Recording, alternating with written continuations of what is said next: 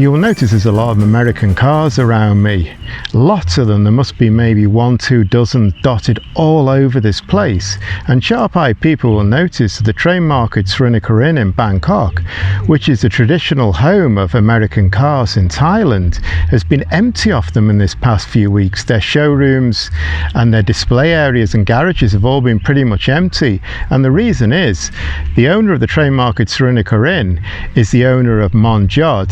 Jodd is his name, and he's brought his big collection of American cars up here, and this is just like a beautiful big valley bowl in the middle of the mountains, and he's dotted these cars all around, so it's perfect for people to take photos with.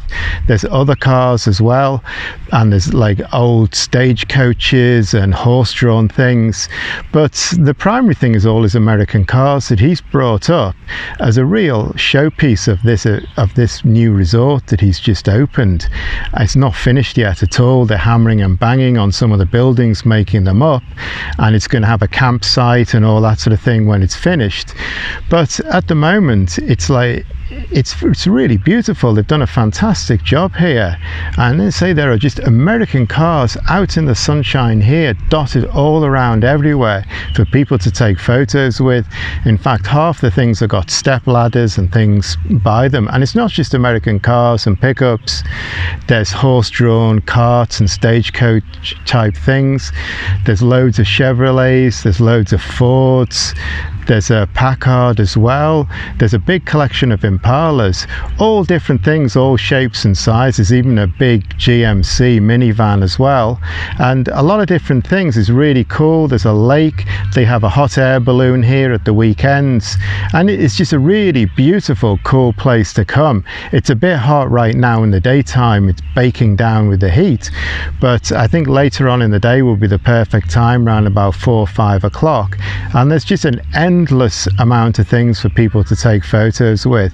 And I say the place is still quite away from being finished, so it's going to get even more cool once it's open. But certainly for car people, it's a nice way to spend an hour or two seeing all these big American cars out in the open, the sun shining off them, and you see all their lines and their style, and you get a real feel for them.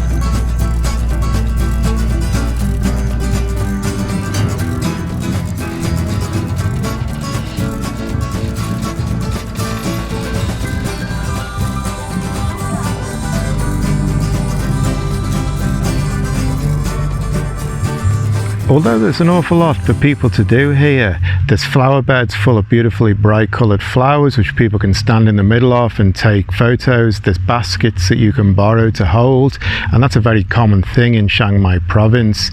There's coffee shops, there's different things to do. There's vintage furniture and vintage styling that people can take photos with. Really, the classic cars stand out.